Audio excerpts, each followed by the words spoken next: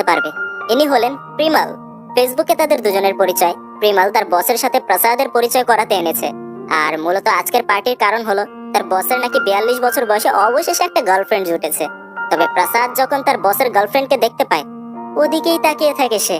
এ নাকি এই বুইড়ার প্রেমে পড়েছে। ভাবতেও অবাক লাগে। সত্যি বলতে বাস্তবে এমনই দেখা যায়, কিন্তু তার নাম হলো সারা। সে আসলে তার সাথে ভালোবাসার নাটক করছে শুধুমাত্র টাকার জন্য। আচ্ছা যাই হোক, এদিকে প্রেমাল তার সাথে তার পরিচয় করিয়ে দিচ্ছে, আর সে শুধুমাত্র সারার দিকেই তাকিয়ে আছে। তার বস বিষয়টা লক্ষ্য করে বলছে, আরে দেখতে দে, সমস্যা কি, দেখতেই পারবে, ছুতে তো আর পারবে না। এই শুনে সে সামনে এগিয়ে যায়, তার সাথে হ্যান্ডশেক করছে। হাই, আমি প্রসাদ, এলাকার আইএস। সে অবাক, কারণ যেহেতু আইএস ভালোই ক্ষমতাধর মানুষ, তার বস এসে তাদেরকে আলাদা করে দেয়। তার তো জ্বলবেই, কারণ তার গার্লফ্রেন্ডের হাত ধরেছে সে। প্রসাদ বলে, আরে স্যার এমন করছেন কেন? আপনার জায়গায় আমি হলে তো আমার সয় সম্পত্তি, বাড়ি গাড়ি সবকিছু ওর নামে লিখে দিতাম। আর এই বিষয়টাতে সারা তার দিকে তাকিয়ে আছে। আর এই কথা শোনার পর কি হয় জানতে চাও? নিজেই দেখে নাও। সারা পোল্টি মেরে এখানে প্রসাদের সাথে পালিয়ে যাওয়ার প্ল্যান করছে। বুইরার থেকেও টাকাওয়ালা একজনকে পেয়েছে, কিন্তু যখন আবার রাস্তায় দৌড়াতে দৌড়াতে বুঝতে পারে তার বাড়ি গাড়ি সয় সম্পত্তি এই সবকিছুই মিথ্যা বানানো নাটক ছিল, তখন আবার থেমে যায়। তাহলে সে এলাকার আইএস হয় কিভাবে? আইএস মানে আই এম সিঙ্গেল, এটা বুঝাতে চেয়েছিল সে। রাতের বেলা সামনে পুলিশ ছিল, যার কারণে আবার প্রসাদের সাথে সে পোল্টি নেয়। প্রসাদ নাকি তাকে কিডন্যাপ করে নিয়ে যাচ্ছিল। এখন বিষয়টা হয় পুলিশের কাছে ভালো রকমের ফাঁসা ফেসে গিয়েছে সে। কিডন্যাপিং এর মামলা, ওদিক থেকে একজন নিউজ রিপোর্টার বিষয়টা টেলিকাস্ট করছে। কিন্তু প্রসাদকে দেখে সে অবাক, কারণ প্রসাদ হলো তার ভাইয়ের ছেলে। ইনি হলেন তার চাচা। ক্যামেরা অফ করে তাকে জিজ্ঞাসা করছে, তুই এখানে কেন? তাকে সমস্ত কিছু খুলে বলে। এখন তাকে ছাড়ানোর জন্য কিছু একটা তো করতে হবে, না হলে বিষয়টা বড় আকার নিলে সমস্যা। তার ছোট কালের ক্লাসমেট দেবা, যে এলাকার এসআই, তাকে সে কল করে। দেখে বোঝা যাচ্ছে একটু রাগী টাইপের মানুষ সে। তাকে বলে, তুই শুধু আমার ক্লাসমেট দেখে বিষয়টা ভেবে দেখবো, কালকে সকালে নিয়ে আসিস ওকে, বাকিটা আমি দেখে নিচ্ছি। সকালে নিয়ে যাওয়ার পর তাকে জিজ্ঞাসা করা হয়, নাম কি তোর? সে বলে, প্রসাদ শর্মা। কি করিস? এই বিষয়টা জিজ্ঞাসা করলে জানাই, স্যার আমি ফেসবুকে মিম তৈরি করি, আমার জোকস শুনে সবাই হাসে।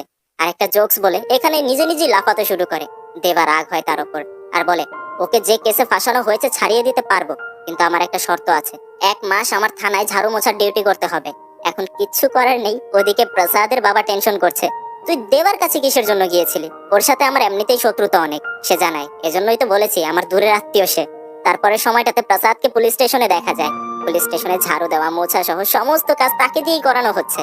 কিন্তু কাজ করাতে করাতেই এক এক সময় এক এক ধরনের ভেজাল তৈরি করছে সে। বাসায় তার মাকে সে বলছে, তোমাদের দেওয়াই নামের কারণেই হয়তো আজ পর্যন্ত কোনো মেয়ে পেলাম না। তার মা বলে, আগে নিজের অভ্যাসগুলো পরিবর্তন কর, নাম দিয়ে কিছুই হয় না। এই শুনে প্রসাদ বেরিয়ে পড়ে পুলিশ স্টেশনের উদ্দেশ্যে। এসআই সাহেবকে নিয়ে বের হতে হয়েছে তাকে। রাস্তায় কিছু পোলাপানদের দেখে এসআই সাহেব বলছে, হায়দ্রাবাদের পোলাপানগুলো একটু বেশি বখাটে হয়ে গিয়েছে, যদি পারতাম সবগুলোকে পিটিয়ে পিটিয়ে সোজা করতাম। প্রসাদ বলে, বন্ধু বান্ধবদের নজরে দেখেন এটা আওয়ারাগিরি না, একটু মৌজ মস্তি। আজকে রাস্তায় হয়তোবা মনে হচ্ছে আওয়ারাগিরি, কিন্তু কালকেই দেখবেন এক একজন দেশের মুখ উজ্জ্বল করবে। আজকে যারা রাস্তায় পান বিক্রি করছে ওরাও বড় বড় কোম্পানির ওনার হবে কোনো এক সময়। সে বলে, কি মনে করেছিস তোর 2-1টা কথা শুনে তোর প্রতি আমার চিন্তা ভাবনা বদলে যাবে? প্রসাদ তাকে বলতে শুরু করে, চিন্তা ভাবনাও সময়ের সাথে সাথে বদলায়, ঠিকই বদলে যাবে।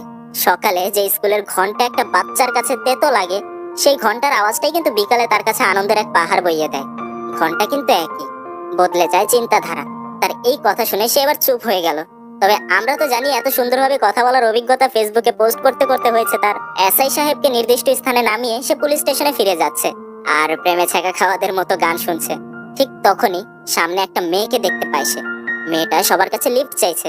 এখন সুপার এক্সাইটেড হয়ে প্রসাদ গাড়ি থামায়, তবে মেয়েটা তার গাড়ির সামনে এসে তাকে সরি বলে আবার ফেরত চলে যাচ্ছে, কারণ এই গাড়িটা হলো পুলিশের গাড়ি। কিন্তু সে গাড়ি থেকে বাইরে বের হয়ে জিজ্ঞাসা করে, বলুন আমাকে কি সাহায্য করতে পারি? তখন সে জানায় তাদের গাড়ি নাকি নষ্ট হয়েছে, সেজন্য লিফট দরকার। তখন প্রসাদ বলে, সমস্যা কি, পুলিশের গাড়ি তারও সেফ থাকবেন। তার বান্ধবীদের নিয়ে যখন সে গাড়িতে উঠে তাকে জিজ্ঞাসা করছে, নাম কি আপনার? জানা যায় মেয়েটার নাম চৈত্রা। প্রসাদ তাকে পরিচয় দেয়, আমি প্রসাদ। সে জানায় সে এবং তার সকল বান্ধবীরা নাকি ভীষ্মা গ্রুপ অফ ইন্ডাস্ট্রিজের এক একজন এমপ্লয়ি। তাদের সাথে খুব ভালোই কথাবার্তা হয়। আমাদের প্রসাদের তো একদম তাকে দেখে মনে ধরে গিয়েছে, আমরা বুঝতেই পারছি তাদের সাথে খুব ভালোই কথাবার্তা হয়। তারা যেতে শুরু করে। এখন এখানে কথায় কথায় জানা যায় তারা নাকি রাস্তার পাশের রেলিং এ গাড়ি দিয়ে ধাক্কা মেরে দিয়েছিল, তাতে তাদের গাড়ি নষ্ট হয়েছে, অর্থাৎ তারা অ্যাক্সিডেন্ট করেছে। এখন এই শুনে তাদেরকে আরো ভয় দেখাচ্ছে প্রসাদ, এখন তোমাদেরকে তো আমার গ্রেফতার করা উচিত। কিন্তু এই শুনে আবার তারা ভয় পাচ্ছে, প্লিজ এমনটা করবেন না, আমাদের চাকরি চলে যেতে পারে। এই সুযোগে তাদের বলে, তাহলে এক কাজ করো, আজ বিকাল পর্যন্ত আমি তোমাদের সাথে থাকবো, তোমাদের বিহেভিয়ার চেক করব। তারা রাজি হয়ে যায়। সেখানে পৌঁছানোর পর টিম নিয়ে যখন কৃষকদের সাথে কথা বলবে, তারা পেছন থেকে কিছু বখাটে পোলাপান চৈত্রাকে বাজে কিছু মন্তব্য করে। পরে প্রসাদ আর চুপ থাকে না, একটা ছোট গাছকে উপরে নিয়ে তাদের দিকে এগিয়ে যাচ্ছে, হিরোদের মতো এক্ষুনি মারা শুরু করবে। কিন্তু অবশেষে আবার চিন্তা করে, চৈত্রা কি মারামারি পছন্দ করে? এমনও তো হতে পারে এগুলো তার ভালো লাগে না। এজন্য এই চিন্তা করে আবার তাদের থেকে পোল্টি মেরে ফিরত চলে আসে। কিন্তু আসার পর যখন চৈত্রা বলে, আমি তো ভেবেছিলাম হয়তো বা বখাটে ছেলেগুলোকে হাওয়ায় উঠতে দেখবো, কিন্তু না, তোমার দ্বারা হবে না। এই শুনে তার মাথায় হাত। প্রত্যেকে চলে যায়, কিন্তু তারপরেই সে বলে, এজন্যই তো কোনো মেয়ে পাচ্ছিস না তুই। চিন্তা করতে করতে তাদেরকে উদম কেলানো শুরু করে। তাদেরকে মেরে ফেরত আসার পর মনে মনে বলছে, মেয়েগুলো যদি দেখতো তাহলে ইমপ্রেস হয়ে যেত। কিন্তু সেখানে চৈত্রার হাসিটা দেখে বোঝাই যাচ্ছে সে দেখেছে। শুরু হয়ে যায় একটা গান, আর গানের ফাঁকে ফাঁকে তার দল কৃষকদের কাছাকাছি থেকে তাদেরকে যা বোঝাচ্ছে শিখাচ্ছে সেগুলো তো চলছে। আর প্রসাদ শুধুমাত্র চৈত্রার দিকেই তাকিয়ে। তাদের প্রত্যেকের খুব সুন্দর একটা সময় যাচ্ছে এই গ্রাম্য পরিবেশে। চৈত্রার পুরো টিম গ্রামের কৃষকদের সাথে তাদের কালচার, তাদের বিষয়গুলো বোঝার চেষ্টা করছে। আর ওদিকে প্রসাদের খেয়াল শুধুমাত্র চৈত্রার উপর। এখান থেকে দৃশ্য পরিবর্তন হয়, আমরা অপর একটা কোম্পানিকে দেখতে পাই, তাদের কোম্পানি ওয়ে সায়েন্স। ওদিকে ভীষ্মা কোম্পানি যেরকম কৃষকদেরকে অর্গানিক ভাবে চাষ করার প্রতি আগ্রহ দিচ্ছে, এদিকে তাদের কোম্পানি চেষ্টা করছে কৃষকদেরকে কেমিক্যাল ব্যবহার করে ফসল চাষে উৎসাহী করা। কারণ তাদের কোম্পানি এই ধরনের কীটনাশক এবং কেমিক্যালের ওপরেই নিজেদেরকে টিকিয়ে রেখেছে। তাদের এই কেমিক্যাল ব্যবহারে যে ফসল নাকি 3 মাসের মাথায় হতো, সে ফসল 1 মাসেই হয়ে যাবে। কিন্তু এই ধরনের কেমিক্যাল ব্যবহার করা ফসলের জন্য খুবই ক্ষতিকর, এমনকি পরিবেশের জন্য খুবই ক্ষতিকর। ইনি হলেন কোম্পানির মেইন সিইও রাঘবান। চলে যাওয়ার সময় রাঘবানের ম্যানেজার এসে তাকে জানায়, ভীষ্মা কোম্পানি আমাদের পথের কাঁটা হতে পারে। এই বিষয়টা নিয়ে তাদের মধ্যে কিছুটা আলোচনা হয়, কিন্তু বোঝাই যাচ্ছে রাঘবান নিজের কাজের প্রতি আত্মবিশ্বাসী। এখান থেকে সিন শিফট হয়, প্রসাদ তার বাবা মাকে নিয়ে এসেছে একটা নির্দিষ্ট দোকানে শপিং করাতে। আসলে এখানে চৈত্রার সাথে সে কথা বলতে এসেছে। আসলে চৈত্রা এখানে 100% অর্গানিক ভেজিটেবল সেল করার একটা উদ্যোগ নিয়েছে। তো সেখানে তাদের সাথে কিছুটা কথাবার্তা হয়। চৈত্রাকে জানায় তার সাথে থাকার পর নাকি তার পুরো পরিবারকে সে অর্গানিক ফুড লাভার করে তুলেছে।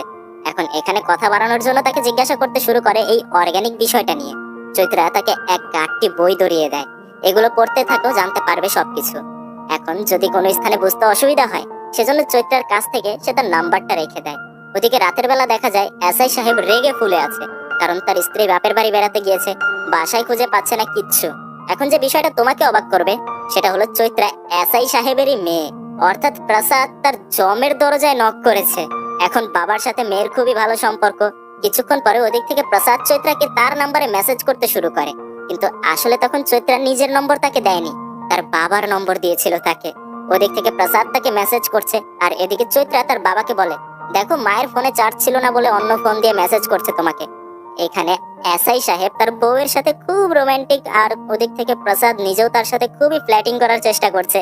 কিন্তু এভাবে কথা বলতে বলতে যখন এদিক থেকে এসআই সাহেব তার বউ মনে করে প্রসাদকে আই লাভ ইউ লিখে পাঠায়, তখন ওদিকে প্রসাদ পাগল হয়ে যায়। সে তো মনে করছে চৈত্রা তাকে এগুলো বলছে। এক্ষুনি সে ভিডিও কলে কথা বলতে চায়, যেমন কথা তেমন কাজ, লাগিয়ে দেয় কল।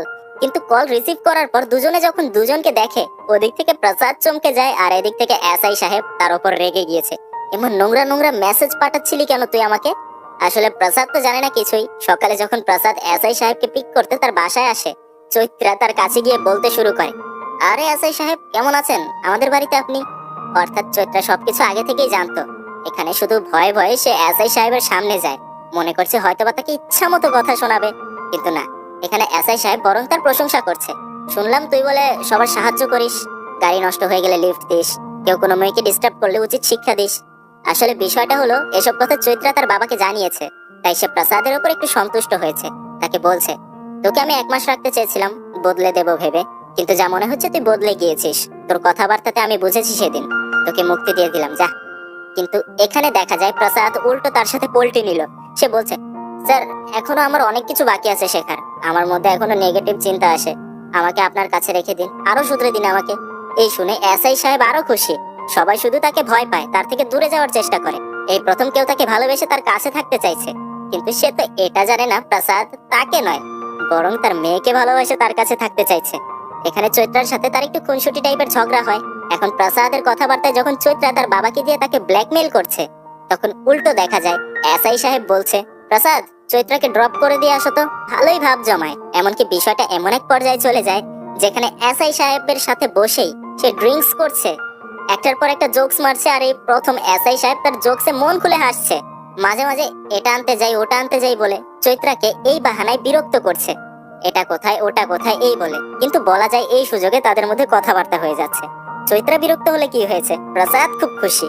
বাড়িতে প্রসাদের বাবা যখন বিষয়টা জানতে পারে এসআই সাহেবের মেয়ে যে এসআই এর সাথে তার এত শত্রুতা, তার মেয়েকে নাকি প্রসাদের ভালো লেগেছে, এই কথা শুনে তার মাথায় হাত। কোনো এক সময় এসআই সাহেব আর প্রসাদের বাবা বন্ধু ছিল, কিন্তু একটা ঘটনায় প্রসাদ যখন ছোট ছিল এসআই সাহেবের মেয়েকে শুধু ছুঁয়েছে বলে তাদের মধ্যে একটা কথা কাটাকাটি হয়ে যায়, ঝগড়া হয়ে যায়। সেই এসআই সাহেবের মেয়েকে নাকি প্রসাদের ভালো লেগেছে, তার পেছনে পড়ে আছে এই জানতে পেরে তার তো মাথায় হাত। প্রসাদের চাচা একদম মাটিতে লুটিয়ে পড়ে। তার এখন কি হবে, তাকে তো একদম বন্দুক দিয়ে উড়িয়ে দেবে যদি জানতে পারে। যাই হোক, এখান থেকে দৃশ্য পরিবর্তন হয়। আমরা একটা কনফারেন্সে ভীষ্মা কোম্পানি থেকে ভীষ্মা এবং ওয়ে সায়েন্স কোম্পানি থেকে রঘুভানকে দেখতে পাই। এদের দুজনের এখানে কথা হবে এবং কৃষকদেরকে এখানে ডাকা হয়েছে যেন তারা বুঝতে পারে কোনটা ভালো কোনটা খারাপ। এখানে আমাদের প্রসাদও রয়েছে, তার সাথে এখানে দেখা হয়ে যায় তার সেই ফেসবুক ফ্রেন্ড অর্থাৎ প্রিমাল, যার চাকরি সে খেয়েছিল। সে তো তার উপর এখনো রেগে আছে, কিন্তু প্রসাদ এসেছে চৈত্রাকে দেখার জন্য। এই শুনতে পেয়ে সে বুঝে যায় এ আসলে শুধরানোর বান্দা না। রাঘবান বলছে অর্গানিক এখন একটা পুরনো বিষয় হয়ে গিয়েছে, আমাদের এখন সময়ের মূল্য বেশি, আমরা কম সময়ে বেশি খাদ্য উৎপাদন করব, এটাই দরকার। কিন্তু তখন আবার ভীষ্মা সাহেব সবাইকে বলছে এই কেমিক্যাল ব্যবহারে আমরা ক্ষতি করছি আমাদের পৃথিবীর। আমাদের সবার একটা কথা জানা আছে, স্বাস্থ্যই সকল সুখের মূল। তো সেখানে আমরা নিজেদের স্বাস্থ্যকে সব কেমিক্যাল ব্যবহার করে ক্ষতিগ্রস্ত করছি, আমাদের ভবিষ্যৎ প্রজন্মকেও ক্ষতিগ্রস্ত করছি, এমনকি আমাদের পৃথিবীকেও ক্ষতিগ্রস্ত করছি। সেটা কখনোই গ্রহণযোগ্য নয়। কিন্তু তখন আবার রাঘবান বলছে তাহলে যেসব দেশে খাদ্যের এত ঘাটতি সেসব দেশে কি করবেন, সেখানে আপনার অর্গানিক পদ্ধতি কি কাজে আসবে। যাই হোক, এখানে কথায় কথায় এমন একটা বিষয় এসে যায় যেখানে রাঘবান তাকে বলছে আচ্ছা আপনাকে একটা সুযোগ দিলাম, এখানে আপনার কোম্পানির লোকজন বাদে যদি একজন বাইরের কেউ এটা প্রমাণ করতে পারে যে অর্গানিকটা বেশি দরকার আর্টিফিশিয়ালের থেকে, তাহলে আমি মেনে নেব। জান, এখানে পুরো গ্যালারিতে নিস্তব্ধতা কাজ করছে। আর প্রসাদ তার বন্ধুকে জিজ্ঞাসা করছে আরে ভাই মেয়ে পটানোর কিছু টিপস দে না। সে বলে আরে তুই যা তো এখান থেকে। তখনই প্রসাদ যখন তার সাথে একটু জোরে কথা বলে বাকিরা মনে করে হয়তোবা রাঘবানের কথার উত্তর দেবে সেজন্য তাকে মাইক ধরিয়ে দেওয়া হয়। কিন্তু সে মাইক নিয়ে মাইক টেস্টিং বলতে শুরু করে, অর্থাৎ সে প্রস্তুত ছিল না। ওদিকে চৈত্রা টেনশন করছে কাকে কি ধরিয়ে দিল। কিন্তু দেখা যায় প্রসাদ ঠিক পয়েন্ট মতো কথা বলতে শুরু করেছে। সে তাকে বলছে আপনার মতো ওইসব দেশগুলোতে খাবারের এত অভাব, তাহলে আপনার কোম্পানি আমাদের দেশে কেন, তাদের দেশে খুলতেন। এই কথায় সবাই অবাক হয়ে যায়, চুপ হয়ে আছে সব। প্রসাদ বলতে শুরু করে আমাদের দেশে এত উর্বর জমিতে ফসলের অভাব নেই, ওদিকে যদি তাদের দেশের হিসাব করতে যান তাদের দেশে আমাদের মতো উর্বর জমিটাই নেই, তো ওখানে আপনি যতই বা কেমিক্যাল ব্যবহার করেন কিচ্ছু লাভ হবে না। আচ্ছা জানেন আপনি কেন ওই দেশে কোম্পানি খুলেননি? আমি বলছি ওই দেশের মানুষগুলোই গরিব, আপনার তেমন একটা প্রফিট ইনকাম হতো না। তাছাড়া উর্বর মাটি যদি না থাকে কেমিক্যাল দিয়ে কি করবেন? অর্গানিক ফার্মিংটাই যদি আমাদের দেশে যথাযথ ব্যবহার করা হয় সেটাই যথেষ্ট। আমাদের খাদ্য চাহিদা মেটানোর জন্য আপনার কেমিক্যালের কোনো দরকার নেই। সো আপনিও ভালো থাকুন, আমাদেরকেও ভালো রাখুন। এই বলে তার বন্ধুকে মাইক ধরিয়ে এসে চলে যায়। আর কিছুক্ষণের মধ্যেই চৈত্রা তাকে ডাক দেয় পেছন থেকে, তাকে ডাইরেক্ট জিজ্ঞাসা করছে তুমি কিভাবে জানলে এত বিষয় সম্পর্কে? সে বলে আরে ওইদিন তুমি আমাকে বই দিয়েছিলে না, বইগুলোর কথা মনে নেই?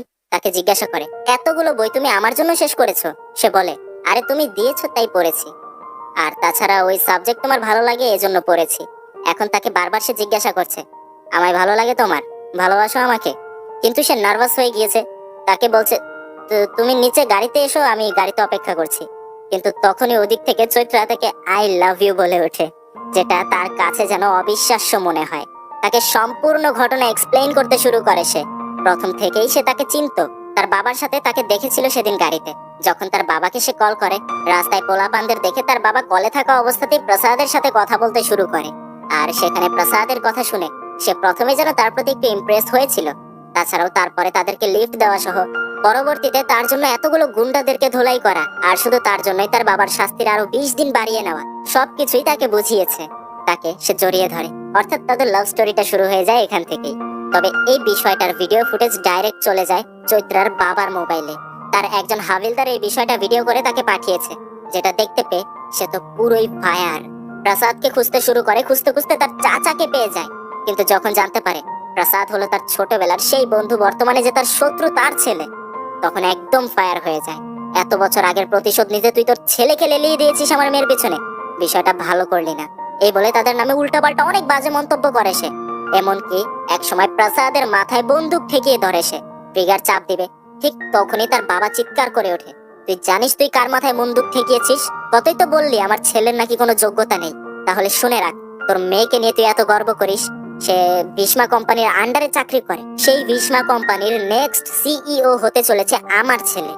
কোম্পানির বর্তমান সিইও আর কেউ নয়, আমার বাবা অর্থাৎ প্রসাদের দাদা মশাই। এই কথা শুনে সবাই অবাক।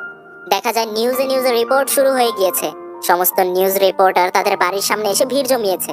মাঝখান দিয়ে এসআই সাহেব শুধু দেখছে, আর প্রসাদের মুখে একটাই কথা, আই এম তো অবাক। তার নামে সমস্ত জায়গায় নিউজ ভাইরাল হয়ে গিয়েছে, আর এখন সে অনেক ভাবসাব নিয়ে তার বাবার সাথে রাগ দেখিয়ে চলে যাচ্ছে। তার দাদা মশাই এত বড় কোম্পানির মালিক, আর এতদিন সে তার পরিচয়টাই গোপন করেছে।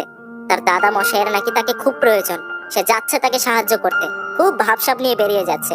কিন্তু বের হওয়ার সময় তাকে আটকে নেয় তারা। কথা শোন, তখন যা বলেছিলাম সব মিথ্যা ছিল। এই শুনে তার মাথায় আবারও বাস। আমার সাথে মজা করছেন আপনারা? সবাই বলছে, আরে তোর সাথে মজা করবো কেন? তখন এসআই সাহেব তোর মাথায় বন্দুক ঠেকিয়েছিল, তাই তোকে বাঁচানোর জন্য এই কাজ করেছি। কিন্তু তাহলে মিডিয়া এত তাড়াতাড়ি কিভাবে চলে আসলো? তখন ক্যামেরা ঘুরে যায় তার চাচার দিকে। আমরা তো প্রথমেই জেনেছি তার চাচা একজন নিউজ রিপোর্টার। তখন হুড়োহুড়ির মধ্যে সে তার নিউজ রিপোর্টিং গ্রুপে মেসেজ পাঠিয়ে দেয়, ভীষ্মা গ্রুপের নেক্সট সিইও নাকি এই ছেলেটাই। আর যেহেতু আজকের এই ইভেন্টে সে খুবই দক্ষতার সাথে তার সম্মান বাঁচিয়েছে, সেহেতু সবাই কথাটা বিশ্বাস করে নিয়েছে। এই শুনে আবারও মাটিতে বসে পড়ে সে। নিজের বাপ নাকি ধোকা দেয় এভাবে। এখন চিত্রাকে সে কি বলবে? বলতে বলতে চিত্রা তাকে ভিডিও কল দেয়। যদি বলতেই হতো এই কথা কেন বললে, আমি ওই কোম্পানির খুঁটিনাটি সবকিছুই জানি। দেখো বাবার অবস্থা। আসলে যখন সে বিষয়টা জানতে পেরেছে, তারই অত বছর আগে রাগ টাগ সব ভুলে গিয়ে সবার কাছে এখন বলে বেড়াচ্ছে তার মেয়েকে নাকি সে ভীষ্মা গ্রুপ অফ ইন্ডাস্ট্রিজ এর নেক্সট সিইওর সাথে বিয়ে দেবে। এজন্য তার এই কর্মকাণ্ডে চিত্রা খুবই রেগে আছে। প্রসাদ সেই দোকানে চিত্রার সাথে দেখা করে, কিন্তু চিত্রা তার কথা মানতে রাজি নয়। সে রাগ হয়েছে এবং বলতে শুরু করে, তুমি শুরু থেকে আমার সাথে মিথ্যা বলেছিলে যে তুমি এসআই। আমি এসআই এর মেয়ে, সেজন্য ধরে ফেলেছিলাম। যদি আমার জায়গায় অন্য কেউ থাকতো তাহলে তো সে বুঝতে পারতো না। আজকে তুমি সেই কাজটা আবারও করলে, আরো বড় পরিসরে করলে। প্রসাদ চিত্রাকে বোঝানোর চেষ্টা করছে, কিন্তু সে বুঝতে চাইছে না। তাই প্রসাদ ডিসিশন নেয় তার বাবাকে সবকিছু বলে দেবে। সে ফোন করে এসআই সাহেবকে, কিন্তু জানা যায় সে ভীষ্মা গ্রুপের ইভেন্টে আছে। আজকে নাকি জানানো হবে তাদের নেক্সট সিইও কে হতে চলেছে। তাই সে অপেক্ষা করছে প্রসাদের নামটা শোনার জন্য। এই শুনতে পেরে প্রসাদ দ্রুত সেই ইভেন্টে পৌঁছে যায়। তাকে এসব বোঝানোর চেষ্টা করছে, কিন্তু ইতোমধ্যে ভীষ্মা সাহেব পৌঁছে যায় কনফারেন্সে। সে বলতে শুরু করে, বুঝতে পারছি না, একটা নিউজ ছড়িয়েছে যে আমাদের নেক্সট সিইও নাকি সেদিনের কনফারেন্সের ওই ছেলেটা হতে চলেছে। কিন্তু সবার মধ্যে একটা প্রশ্ন, নিউজটা ফেক নাকি আসল? সেখানে চৈত্রা নিজেও চলে আসে। সবার সামনে ভীষ্মা সাহেব বলছে, আমরা বুঝতে পারছি না কিভাবে খবরটা লিক হলো।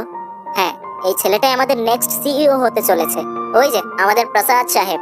এই শুনতে পেরে তারা প্রত্যেকেই অবাক। চৈত্রা শুধু তাকিয়েই রয়েছে। সে এগিয়ে যাচ্ছে, উপরে গিয়ে তাকে দেখিয়ে সবার সামনে বলছে, এই হবে আমাদের নেক্সট সিইও। আমি জানি এই ছেলেটা ডিগ্রি ফেল, কিন্তু তবুও আমি যে কথাটা সবসময় বলতাম, আমি কখনো কোয়ালিফিকেশনে বিশ্বাসী নই, আমি কোয়ালিটিতে বিশ্বাসী। একজন বলে ওঠে, আপনার কোম্পানিতে তো ওর থেকেও ভালো ভালো মেধাবী মানুষ আছে, তাহলে একেই কেন? তখন তিনি বলেন, আমার ওর প্রতি ভরসা আছে, তাই কিন্তু এই বলে সবকিছু ছেড়ে দিতে পারি না। আগামী 1 মাস ও আমাদের কোম্পানির এক্সপেরিমেন্টাল সিইও পদে থাকবে, ঠিক আছে, তবে এটা তার জন্য একটা এক্সাম। 31 নম্বর দিনে যদি কারো মনে হয় ও এই পদের যোগ্য নয়, তাহলে ওকে আমি বের করে দেব, কথা দিলাম। কিন্তু আমার এই বিশ্বাস আছে 31 দিনের মাথায় কেউ বলতে পারবে না এই কথা। যখন কনফারেন্স শেষ হয়, প্রসাদ তার পেছনে পেছনে গিয়ে তাকে জিজ্ঞাসা করছে, আপনি তো জানতেন এটা ফেক নিউজ, তাহলে কেন এই কাজটা করলেন? সে বলে, তুমি যদি মনে করো তোমার ওই দিনকার কনফারেন্সের কথার জন্য আমি তোমাকে এই পদটা দিচ্ছি, সেটা ভুল হবে। সেদিনকার ওই কথার জন্য আমি তোমাকে চাকরি দিতে পারতাম, কিন্তু তোমাকে এই পদ দিলাম কেন সেটা তুমি 31 নম্বর দিনেই জানতে পারবে। যাই হোক, ওদিকে প্রসাদের বাবা এতটা খুশি বলে বোঝানো যাবে না। কিন্তু দেখা যায় প্রসাদের ড্রাইভার হিসেবে যাকে পাঠানো হয়েছে সে অন্য কেউ নয়, তার বন্ধু প্রিমাল। তার আরো ডাউনগ্রেড হয়েছে। যেই কয়বার তার সাথে তার দেখা হয় সেই কয়বারই তার ডাউনগ্রেড হতেই থাকে। সেদিন নাকি কথা শেষ করার পর তার মাইক যখন তার হাতে দেয়, তখন সেটাই ছিল তার জন্য বড় একটা বিপর্যয়। কারণ ওই সময়টাতে সে তার বিপরীত কোম্পানি অর্থাৎ ওয়ে সায়েন্স কোম্পানির হয়ে কাজ করত। সেখানে যেহেতু প্রসাদ তাকে তার বন্ধু বলেছে, তাই রাঘবান তাকে কাজ থেকে বের করে দিয়েছে। সেখানে পুরো ভাবসাব নিয়ে গাড়ি থেকে বের হয়ে যাওয়ার সময় প্রত্যেকেই তাকে স্যার বলে সম্বোধন করছে, তাকে সম্পূর্ণ সম্মানটা দিচ্ছে। কিন্তু লিফটে যখন চৈত্রার সাথে তার দেখা হয়, এখন আবার উল্টো। ম্যাডাম কেমন আছেন? আসলে চৈত্রা তার প্রতি রেগে আছে, এত কিছু এত অল্প সময় কিভাবে সম্ভব। চৈত্রা তো জানে সে কেমন, তার উপর রেগে আছে। হয়তোবা তার কোম্পানির সাথে সে কোনো প্রতারণামূলক কাজ করতে চলেছে, না হলে এত সহজে কিভাবে সম্ভব। একে তো তার সাথে মিথ্যা কথা বলেছে, এখন এত অল্প সময়ে এত কিছু দেখে প্রসাদের প্রতি সে একটু সন্দেহ পোষণ করছে। তুমি একটু বেশি চালাক, না হলে এমন একটা পথ পর্যন্ত আসা সম্ভব ছিল না তোমার। তোমার মতলব আমি জানতে চাই, কি করতে চাও তুমি? এখন সে তো কিছু বলতে পারবে না, আর এটা তাকে আরো সন্দেহের মধ্যে ফেলে। বলছে, তোমাকে এই কোম্পানি থেকে বের করার আমি 3 দিনের মধ্যেই ব্যবস্থা করছি। আমার কোম্পানিকে বাঁচাতেই হবে তোমার হাত থেকে। চৈত্রা গিয়েছে ভীষ্মা সাহেবের সাথে দেখা করতে, যে ওই ছেলেটাকে কেন সে বেছে নিল। এখন সেখানে সে কথা বলতে শুরুই করবে, তখন প্রসাদ চলে আসে সেখানে। তাকে দেখে সে বলে, সুটে তো তোমাকে ভালোই মানাচ্ছে। প্রসাদ তাকে জানায়, কিন্তু আমাকে কেমন যেন সবাই মেনে নিতে পারছে না। সে চৈত্রাকে উদ্দেশ্য করে বলছে কথাটা। এখন ভীষ্মা সাহেব তাকে আশ্বস্ত করে, সময় যেতে দাও, ঠিক হয়ে যাবে সবকিছু। চৈত্রাকে বলে দেয়, ওকে পুরো কোম্পানি ঘুরে দেখাও, কোথায় কি দরকার এই বিষয়টা তুমি দেখবে। এখন সেখান থেকে উঠে গিয়ে তার ভুলের কারণে চৈত্রার জামাটা নষ্ট হয়ে যায়। আগে থেকেই সে বিরক্ত, এখন আরো বিরক্ত হলো। চেঞ্জ করার পর চৈত্রা তাকে পুরো কোম্পানি দেখাচ্ছে, আর সে শুধুমাত্র চৈত্রার কোমরের দিকেই চেয়ে আছে। এত কিছু বোঝানোর পর হঠাৎ যখন লাস্টে সে ঘুরে তাকায়, এখানে প্রসাদ একটু বেশি তার কাছাকাছি চলে আসে, তাও আবার সমস্ত এমপ্লয়ীদের সামনে। চৈত্রা সবাইকে ডাক দেয়, কিন্তু সবার সামনে সে কিচ্ছু বলতে পারছে না। তাকে এক জায়গায় সাইন করতে হবে, আর সে নাকি তার কলমটাই আনতে ভুলে গিয়েছে।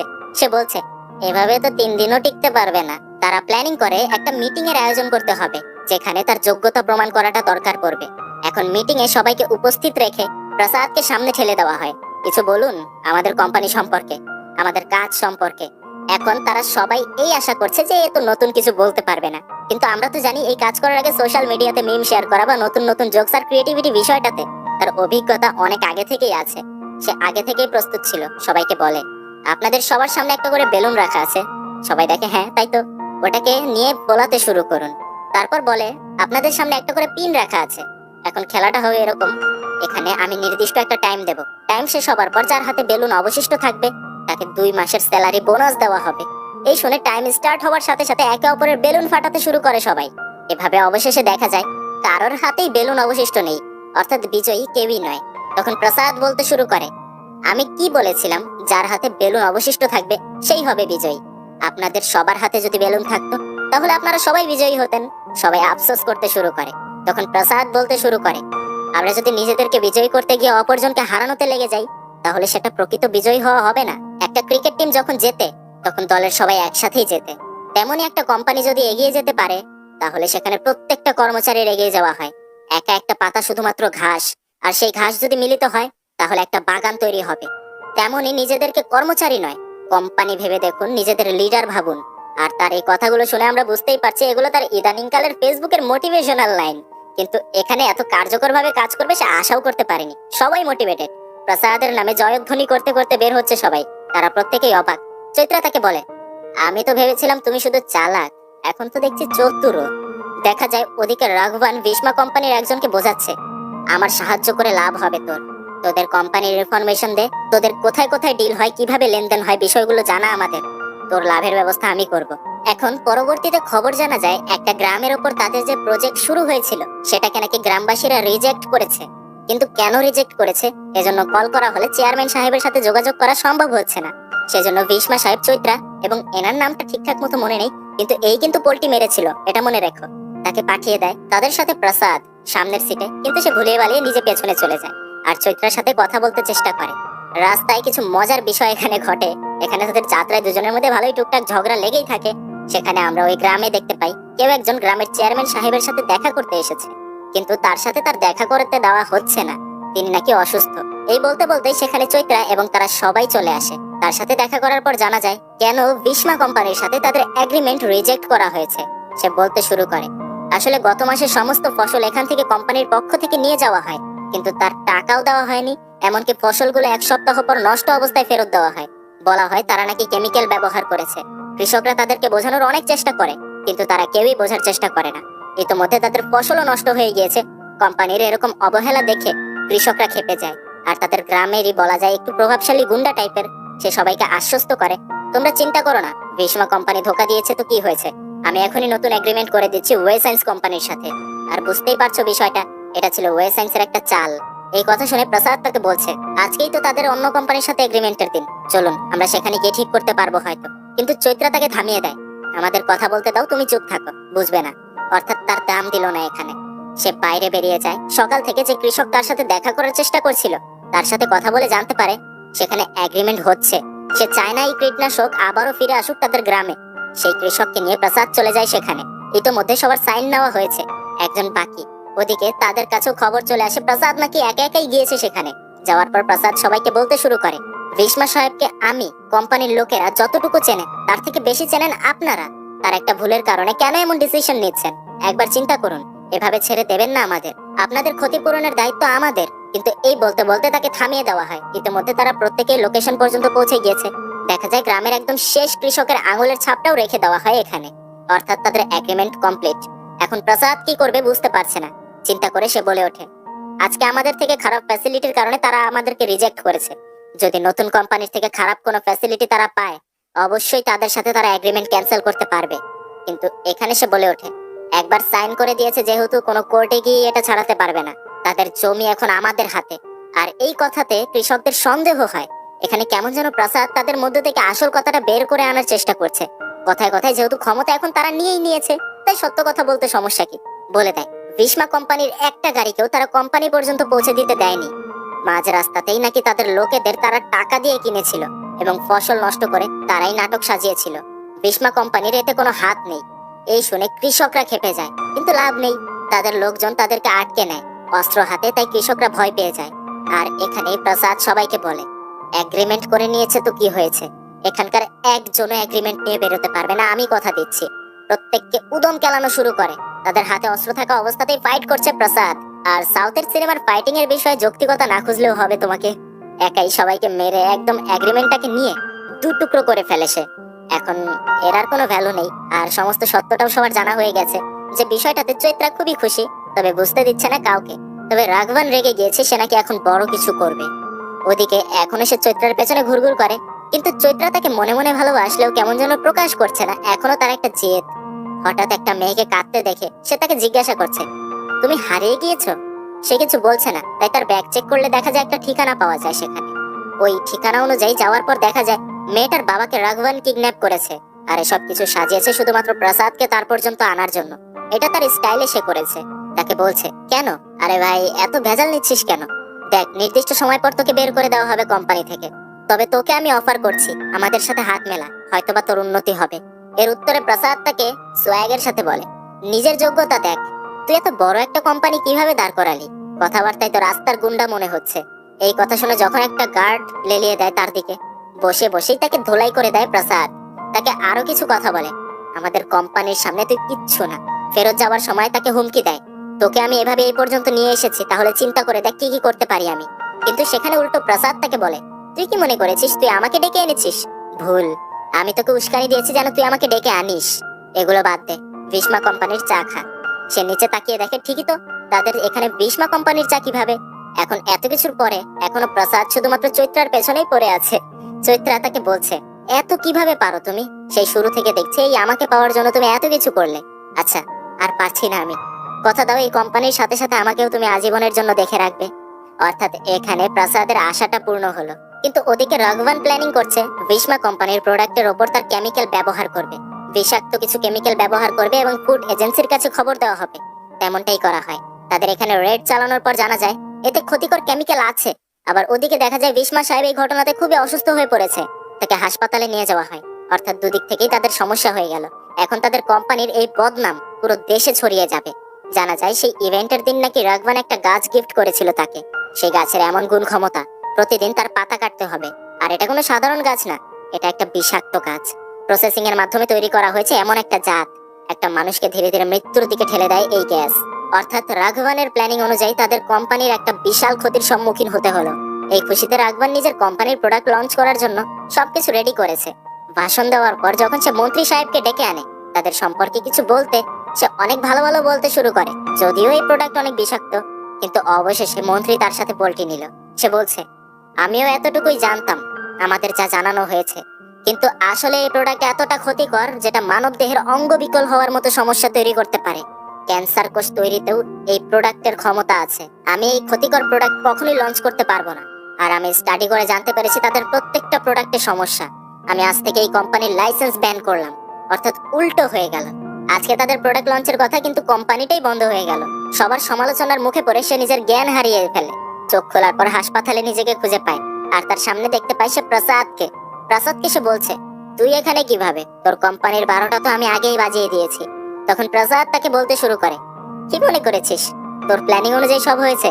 প্ল্যানিং তো আমার ছিল। ফ্ল্যাশব্যাকে দেখা যায় সে তার ওই বিশেষ গাছ যখন সে গিফট হিসেবে পাঠিয়েছিল, প্রসাদের বন্ধু না বুঝতে পেরে সেটাকে ফেলে দেয়, যার কারণে পরবর্তীতে ওই গাছের বদলে নকল একটা গাছ বাজার থেকে কিনে এনে ভীষ্মা সাহেবকে দেওয়া হয়। অর্থাৎ তখন আমরা দেখেছিলাম তাকে হাসপাতালে, সেটা তার গাছের জন্য নয়, সামান্য একটু অসুস্থতা বোধ হয়েছিল তাই। তাছাড়াও তাদের প্রোডাক্ট এসে যে কেমিক্যাল মিশিয়েছিল, ফুড এজেন্সি থেকে চেক করার পর যখন সেখানকার এসআই সাহেবকে ডাকা হয়, দেখা যায় এ অন্য কেউ নয়, প্রসাদের হবু শ্বশুর মশাই। অর্থাৎ এখান থেকেও সে খবর লিক হয়নি, সে দেখে নিয়েছে। আর অবশেষে রয়ে যায় মন্ত্রীকে পটানোর বিষয়টা, তাই না? যেহেতু তার চাচা নিউজ রিপোর্টিং এ কাজ করে, তার চাচার আইডি কার্ড ব্যবহার করে সে মন্ত্রীর কাছে একটা ইন্টারভিউ এর জন্য যায়। কোথাও তাকে খুঁজে পাচ্ছিল না, তবে হঠাৎ রাঘবানের ভাইকে দেখে সে লুকিয়ে পড়ে, আর একটা রুমের ভেতরে পালাতে গিয়ে সেখানে সেই মুভির শুরুতে দেখানো সারার সাথে তার দেখা হয়। আর ঘটনা এখানে বুঝতেই পারছো, সারা এখানে কেন আর মন্ত্রী সাহেবের সাথেই বা কেন?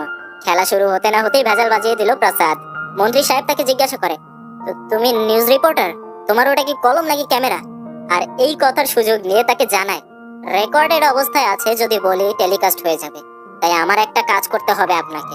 এখন ঘটনা হচ্ছে এরকম, যেখানে প্রসাদের কোনো ক্ষতি হয়নি, তার কোম্পানিরও না, যা যাবার রাঘবানের ওপর দিয়ে গিয়েছে। এখানে রাঘবান অবশেষে মেনেই নিল, বুইরা আসলেও তার কোম্পানির জন্য যোগ্য একজনকেই বাছাই করেছে। স্যালিউট ইউ, হার মানলাম আমি তোর কাছে। এখন তার শুধুমাত্র একটা জিনিসই জানার, ভীষ্মা সাহেব কেন তাকে বেছে নিয়েছিল। আজকে 31তম দিন, হয়তো বা আজকে জানিয়ে দেবে। ওদিকে কনফারেন্সে দেখা যায় সবার সামনে তিনি বলছে, আমি দেখতে চেয়েছিলাম গত 30 দিনে ও কেমন করতে পারে। আমি এখন নিজের সাথেই গর্ব করছি, কারণ ওকে আমি বেঁচেছিলাম, ওকে আমি বিশ্বাস করেছিলাম। ও সবগুলোই পূরণ করেছে, যতটুকু আশা করেছি তার থেকে বেশি করেছে। ও কৃষকদের অন্যায়ের হাত থেকে বাঁচিয়েছে, একটা ক্ষতিকর কোম্পানিকে বন্ধ করতে বাধ্য করেছে। এত বেশি এগিয়ে আমিও ভাবতে পারিনি। এখন আপনাদের মনে একটা প্রশ্ন জাগতে পারে, কেন আমি ওকে বেছে নিয়েছিলাম, তাই তো? ওকে আমি যখন প্রথম দেখেছিলাম, শুধু কনফারেন্সের দিন নয়, তার আগে আমি ওকে দেখেছিলাম। ঘটনা চলে যায় সেখানে, একদম মুভির শুরুতে। যখন গাড়ি করে প্রসাদ ওই পার্টিতে যাচ্ছিল, তখন রাস্তায় একটা ঘটনা ঘটে, যেখানে একটা গাড়ির উপর গুন্ডারা আক্রমণ করে, আর তাদেরকে মেরে প্রসাদ ওই ব্যক্তিকে বাঁচায়। আর সেই গাড়িতে অন্য কেউ নয়, তিনিই ছিলেন। তারপর যখন কনফারেন্সে তার এত সুন্দর কথা সে শুনতে পায়, তখন আরো বিস্মিত হয়। তবু তখনও সিইও করার প্ল্যান ছিল না তার। যখন তাকে নিয়ে একটা ফেক নিউজ ভাইরাল হতে শুরু করে, তার ডিসিশন সে নিয়ে নেয়, একেই কাজে লাগাতে হবে। তারপর তাকে দেওয়া হয় 30 দিনের সময়, যেখানে সে সম্পূর্ণ উত্তীর্ণ হয়েছে। সবাইকে জিজ্ঞাসা করছে, আমি সেই প্রথম দিন যেটা বলেছিলাম, আপনারা এখনই কি সেই প্রশ্ন করবেন? দেখা যায় প্রত্যেকেই খুশি, তাকে সিইও দেখে সবাই খুশি, তার বাবা মা আরো বেশি খুশি। কিন্তু তাদের এখনো একটা ডাউট, এসআই সাহেবকে এখনো মনে করছে ও ভীষ্মা সাহেবের নাতি। মনে করুক, তাতে কি যায় আসে। অবশেষে সেই কোম্পানির সিইও প্রসাদকেই নির্বাচন করা হয়, যেটা খুব ধুমধামের সাথে যায়। আর পরবর্তীতে তাদের বিয়েটাও আমরা দেখতে পাই, যেটা খুব সুন্দরভাবেই ঘটে যায়। প্রসাদ বলে, আমি এখন পিওর সিঙ্গেল লাইফ থেকে মুক্তি পেলাম। আর মুভিটা এখানেই শেষ হলো। তো কেমন লাগলো গল্পটা?